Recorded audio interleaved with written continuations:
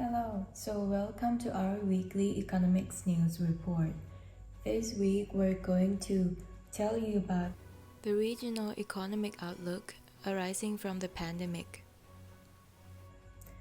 So, the 2021 path to recovery in the Middle East and Central Asia is expected to be long and divergent.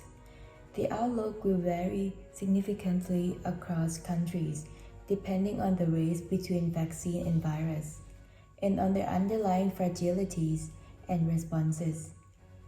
2021 will be the year of policies to continue saving lives and livelihoods and promoting recovery, while balancing the need for debt sustainability and financial resilience. Policymakers must not lose sight of transformational challenges of building forward better and accelerate erecting more inclusive, resilient, and green economies. So this is what we have. First, the recovery has started on diverging paths, with vaccine rollouts and policy response playing a big part in 2021 outlook. Strong policy responses and a better-than-expected external backdrop are supporting the recovery in the Middle East and Central Asia. For example, an average of 2% fiscal packages and accommodative monetary policy helped cushion the pandemic's impact. In addition, with activity in advanced and major emerging economies bouncing back, global trade rebounding, and commodity prices recovering, a better-than-expected external environment emerged since the second half of 2020. Also, global financial conditions have remained broadly accommodative. So moving on to a multi-speed recovery plan. Overall, real GDP growth for the Middle East and North Africa region is expected to pick up to 4% in 2021. In the Caucasus and Central Asia, output is projected to rise by 3.7% in 2021, returning to its pre-crisis level by end year. However, these averages mask wide differences across countries. First, the COVID-19 vaccine offers hope that the end of the crisis could be in sight. However, wide variance in the vaccine rollout is leading to a prolonged and uneven economic recovery. Early inoculators, on average, for example GCC countries, have lifted their 2021 growth relative to October projections, with GDP expected to reach 2019 levels in 2022. Regional and international cooperations will be critical to ensuring that low-income countries will not be left behind. Second, fragile and conflict-affected states, especially low-income countries, will continue to face formidable challenges. And economic activity on average is expected to remain 4% lower than pre-pandemic levels by 2022. Economies that rely heavily on contact-intensive sectors, particularly tourism, for example Georgia and Jordan, will also recover more slower than others, with economic activity reaching pre-pandemic levels by 2022 or 2023. Third, countries that have provided strong fiscal support last year, for example Tajikistan and Uzbekistan, experience a smaller contraction and are therefore expected to recover faster than those that did not return to pre-pandemic levels in 2021. However, many countries will run out of space. Thus, continued fiscal support is not likely to be a main driver of growth. Fourth, the rise in oil prices supports the fiscal and external balances of oil exporters and would not support non-oil recovery, although OPEC Plus production cuts limit the impact on overall growth.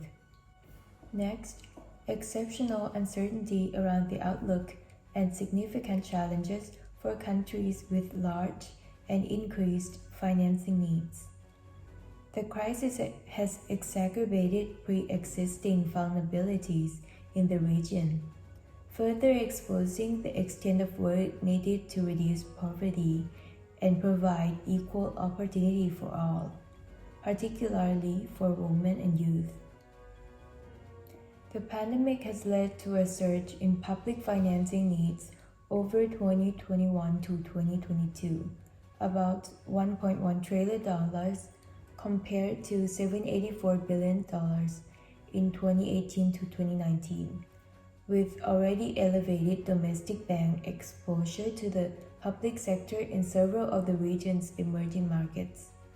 This could be exacerbated in the event of tightened global financial conditions, or if a weaker than expected recovery delays the planned fiscal adjustment in 2021. Higher domestic financing needs risks further crowding out credit to the private sector, weighing down recovery prospects and threatening financial stability. The region's emerging markets are vulnerable to a rapid rise in U.S. bond yields, which could lead to tighter financial conditions, renewed capital outflows, and higher sovereign spreads. Relative to the taper tantrum, vulnerabilities are higher for some countries, given elevated external and public debt ratios and gross financing needs, but comfortable reserve buffers provide some support. In fact, despite recent outflow since the end of January 2021, the region has experienced capital inflows of $490 million until mid of March, and spreads have remained low. A premature and fast withdrawal of policy support could further weigh down the private sector, leading to potential bankruptcies, higher unemployment, and increased non-performing loans, further reducing the liquidity available to support the recovery and threatening financial stability. Against this backdrop, the outlook remains highly uncertain and immediate challenges are formidable, particularly in highly indebted economies, as countries balance between saving lives and livelihoods, fostering a recovery and safeguarding debt sustainability. As we mentioned earlier, 2021 is the year of policy making to accelerate the recovery and build forward better towards more inclusive, resilient, and greener economies. First, accelerating vaccine distribution and ensuring that health systems are adequately resourced remain the most urgent priorities for the region. In addition, low-income countries should not be left behind, and regional and international cooperation should be enhanced by bolstering COVAX funding and sharing surplus vaccines. Second, fiscal support should remain flexible, well-targeted, and in place until the recovery is entrenched.